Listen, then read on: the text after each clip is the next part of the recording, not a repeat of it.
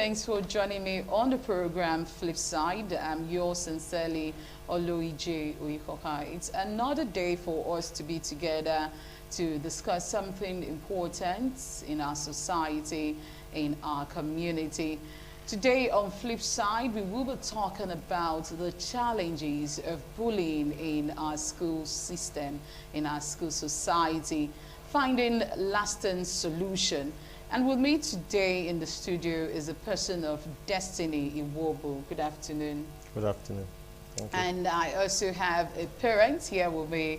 She is Mrs. Jennifer Joe White. Good afternoon. Thank you, EJ, for having me. Okay, now we're talking about bullying. We know this is something that has been there time immemorial. Now, so many persons find it difficult to speak out, while some others, they talk to their parents, but their parents find it hard to believe that, oh, my son, my daughter is being bullied in school. Now, this is a reality. This happens in our school system, in our society at large. And to do justice with that, the topic with me, I want to ask Destiny right now. We have been talking about bullying. People have been talking about bullying. Is this something that just happened now? Are we just realizing the fact that we have those persons that tend to, intimidate our younger ones, either being in school or in our environment, in our community? Because this doesn't just happen in our school alone. We find some persons, they send them to the marketplace to go get something. You find them coming back home and say, oh, someone accosted me on the road and, beats me up. So we want to ask, when did this happen? When did this start? How did it start? Of course, we have to clearly define what bullying is before we begin to lump many things up. Bullying basically is used with respect to people, young people who associate together, maybe in school, within a school environment. It has to do with interconnectivity of young people in a school system and being confronted or attacked physically, verbally, or in other latent forms. It doesn't have to be physical attack. Sometimes what it means is that it has a way of dehumanizing the person. So the bullying, the one that people are talking about now is one that possibly led to somebody's death or something. There are other latent forms. If anybody attended secondary school in this country, at one form or the other, it has affected a lot of people. We have cyber bullying. There are people who can go to your page and post something very damaging to your personality. And then young people cannot handle crisis like adults. So that's a form of bullying. There are people too who describe you based on your physical appearance. Okay, I remember when I was in secondary school, they used to call me Teeny Turner. And you may think, you may laugh over it, but because I was very small compared to my classmates, I was one of the smallest. And so when they give you such terms, and then you say, shut up, Teeny, and then some people, they go home and they feel less of themselves, some form of bullying. Some other people, I'll still use myself as an example. I was a Jehovah's Witness, and because they're a minority religion, they used to call me Jehovah Wickedness. And then if a lot of people are Pentecostal members, Catholics and others, and then you are sort of a fringe, then they can pick on you and say Jehovah Wickedness. At first, it looks as if it is not bullying, but it affects the person psychologically. You begin to ask yourself questions. Were you born the wrong way or something like that? So bullying has physical aspect, has the violence aspect, has verbal aspect. There are some other people, some boys, especially these boys and girls schools, where there are certain boys who like to touch girls without their permission and things like that. I've seen cases where a girl, anytime she goes to school, she's sexually harassed by her classmates. And then they'll just be touching her, and she says stop, and they don't want to stop. Nobody dies in the process, but that's a form of bullying. So bullying is a very, very, very complex concept. One thing is certain, all of them have common elements. A group of people attacking a particular person based on their religion, based on their ethnicity, based on their physical stature, based on their gender or things like that, in a way that makes the person feel not connected to the group or feel bad, and sometimes feel intimidated, feel oppressed, and feel ostracized in kind of way, like they don't belong to the welcome. They don't belong to the social, they don't fit in within this aggressive group of people. And then most people go home and they can't tell anybody about it because it makes them feel weaker. And then sometimes they just say, okay, maybe they will outgrow it. One thing is very common. It's very common. It has happened since. A lot of people have passed through it, but we didn't know what it was. We didn't know what to call it. So we just thought it was Thinking normal. it was a normal thing. School process. And then you even laughed about it. But not now that we are beginning to see that it can become more problematic, it can cause problems for people. I think it is that's the big thing. It's not becoming an issue on the table, and I think that's why it's just it's popping up, but it has always been there. Okay, now to you, Jenny, as a parent, what do you think bullying is? It's a form of intimidation. It's a form of telling another child, I am better than you. I should be placed higher than you. Whereas these children are supposed to be in the same class and in the same grade level. Yes. So I think that's what it is really, in basic terms. Okay. Okay, now, as an educationist, do you think there are modalities that can be put in place to, curb the excesses of this person's, they call themselves bullers, like I will say now. Is there a way that our proprietor, our proprietress, the housemasters, for those persons that are in the boarding schools, now is there a way to checkmate these things? I remember back then when I was in school, you find some of my classmates, then I was in SS3, you just find the younger ones move into the class and they'll be like, that car on the board, stop pushing it. You understand? And we're not, I'm wondering, while we're in class, were there no teachers, moving around to notice, oh, this person is intimidating this student and all of that. So what can we do to checkmate these things? Okay. It doesn't have a one solution. Like I said, it's a psychological issue. Yes, it is psychological. It's not something you can just solve using one policy. Okay. All stakeholders must be on deck. In solving bullying problems, parents are involved. The school authorities are involved. The government is involved in terms of legislation. And then the school must have a policy. There are many aspects of it. In fact, the bully sometimes is ignorant of his bullying activities. They are young people. So, like we said, you have to look at it from a system. Look at all the points. First of all, identify bullying behaviors. You just said something now. That's a bullying behavior. There are so many behaviors. If you allow people to express what they go through in school, if you itemize it, you see that there's a pattern. Certain schools have certain aspects of bullying. I remember in my school that time, some of my subject mates, we meet me and say, they'll give me 5 naira to go and buy something for them and return change of 10 naira. And I mean, they are serious. And then I'll just carry 5 naira. I'll ask the person, how do I return 10 naira? They say, you are very stupid. Better go now. I was forced to give some of them my lunch just to allow peace reign. It was a form of bullying. Nobody was beaten. So one, the school should have a curation. I mean, they should curate and keep a record of bullying behaviors, identifiable bullying behaviors.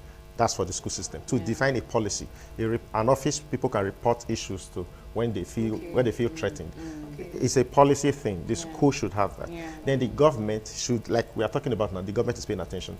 The government should take it serious. Force all the schools, like what they do in developed countries, force all the schools to have an office where bullying and such harassments can be reported. And must have a clear-cut policy of handling. That office is outside of the guidance council. Possibly appendage or even empower the office to deal with such issues. That's from the school angle. Then the parents too. One of what research I found out about bullies, most bullies come from two problems. One, dysfunctional families, and then two, they have what called superiority complex. Most people have inferiority complex, but the bullies have superiority complex. It comes from when they are not, they don't allow them to express themselves at home. Most people, they want to exert so it they when get they to school, out. they get overly exertive. Most people have traced bullies to their home and say that they are very quiet and calm people at home. They can't even express themselves. They shout them down when they are talking at home. So the only place where they assert themselves is sometimes in schools. They want to be the boss, something like that. So you have to deal with it. Parents need to teach their children empathy. Okay. Then another not punitive measure. It's not only punitive measures you use to solve bullying. For example, you can tell the students to do role plays. In fact, like what they do in US, because it's very common in US. It's well recorded. They tell students to act dramas, and one person acts the bully, and then the other person acts the bullied. And then because they are participating in what bullying is, they begin to see emotional problems from bullying. And for instance, if you, the bullies, if you give the bully the character of the bully to act, in the process of trying to write the script and demonstrate what bullying is, they begin to see themselves in the image that they created. And then they begin to say, you know, most people don't know what it is. So when you see what a bully is and allow parents to ask their children questions so that their children can give them how they feel. Most people don't know that some students can kill themselves because of bullying acts. It leads to depression. A lot of, some people cannot handle crisis because of this kind of issues. So allow a situation where people can talk about the problem, like we're doing right now. Allow people to express themselves, and then allow the school to bring it to the issue. For example, as we are talking about it, all schools should be having programs, now bullying programs. Coming out. I mean, they should have a bullying a week, maybe a day set to deal with the issue, and then you call a congress of students and then begin to say, okay, how many of you have felt bullied? No name mentioning, no calling anybody bully. When last did you feel bullied? Auntie, I remember the first day I came to this school. And then when they are talking, some of the people you call bullies are also listening to, and they are seeing themselves in the picture. In a place where people can communicate their feelings and express themselves, sometimes it takes time to change behavior of people. So, but if people are able to see themselves within the problem, they can solve the problem. It's not every time you use punitive measure. Because you know why? Legally, you cannot jail people who are between 14 and 16 years old for their actions. You can scold them hard. But if you scold them hard, the problem with that is this. If you scold them hard, they may not understand why you are scolding them. Because they are young people too. So you need to reason with them while scolding them and telling them let them know why you are doing that, why it's dangerous to people. Okay? For example, there was a time a girl in Canada wrote a piece to her mother how she felt about school. And the mother did not do anything. Just took the letter to the school management. And then the school read the letter to the whole school. And then some students started crying in the Congress. They were crying shit, how she felt, how many times she has tried to kill herself because she was Hispanic, and because she's in the US has a lot of majority whites and others. And so because of her ethnicity and her physical appearance, they always poked her, treated her, and they thought it was normal. She didn't cry in front of them. But every time they did that, she went home and she wanted to kill herself or do something. So she wrote it down, how she felt, gave it to her mother. Her mother felt, this is very good. This is very good for publicity, and took the letter and allowed the school to read it. As they were reading it, people were feeling it, and it has a way of affecting people. It's about empathy. If children are taught to develop empathy, then they may not likely want to bully others. Okay, now, as a parent, we're talking at the background now. You said something concerning parenting as far as the children's side is concerned. Now, do we say within 100%, 80% comes from the parents? Yes, I agree. When you have parents that are violent, when you have parents that are filled with rage, when you have parents that are angry per second, when you have parents that also suffered while they were young, there's every tendency that will pass that across to their children. And let them know that, hey, you have to fight for yourself. Yes. And sometimes it may not even be that. Just the anger in the angry atmosphere at home. It can build up that annoyance in the child. He may not know why he's angry, but he'll be looking for a way to vent it out. And then he takes it to school and vents it out at a weaker child, something like that. Okay, now, there was this story I wanted to actually let us hear and listen to. It's about a girl that was actually bullied in school. Now, she wasn't someone that was actually not friendly to all. She said she was friendly to all. She was even part of those persons that were class prefects, like we will say in school. Now, the funny thing is that the senior ones, she was the only person that was the junior person amongst the prefects in school. Now, they started, fighting, attacking her, and all of that. Being friendly to everyone, they decided to gang up against her, urinated on her locker and all of that. Now, she said to me that instigated her leaving school on time.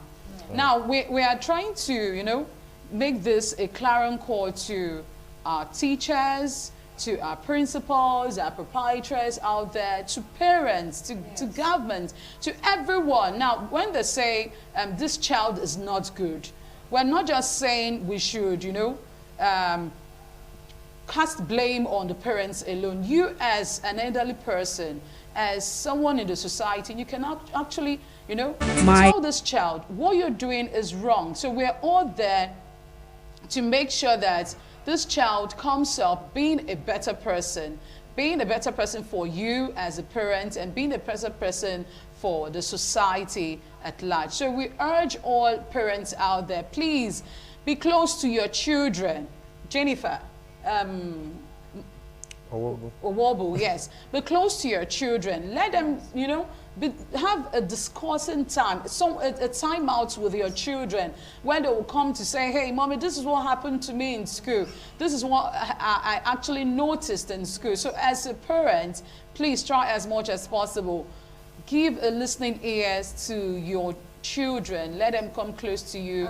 Have a discoursing time, a time out to let you know that this is what happened in school and all of that. For our teachers in school, please try as much. We know the students in the class, they are just too overwhelming. Yes, we know that. But try as much as possible to, you know, get one-on-one interaction with these children and know that you are their second parents as far as parenting is concerned. Now for Mr. Wobo, your last advice to parents, to government and everyone out there. Yeah, what I would like to say is bullying is a major problem in school, and it can lead to suicide, it can lead to jumping school, and it can lead young people to grow up and develop antisocial behavior. Okay, because most bullies tend to have criminal minds. And so it's a big problem that parents, teachers, like you said, every stakeholder needs to put hands together to solve. And that requires us to have communication around the issue, discuss about it and set up policies around it. All right, for Jennifer. I think parents should teach their children to be courageous. Parents shouldn't allow their children to remain timid and fearful. And then also it's very important to encourage the children to sustain friendship. Okay. Yeah. All right, so this is the much we can take on the program Flipside. We'll be seeing you again next week for another exciting time. Remember, it is AFCON 2022, and that is the reason why we are bringing the brief version of Flipside to you today. So I'll be seeing you again next week for another exciting time. You have yourself a blessed day. Bye for now.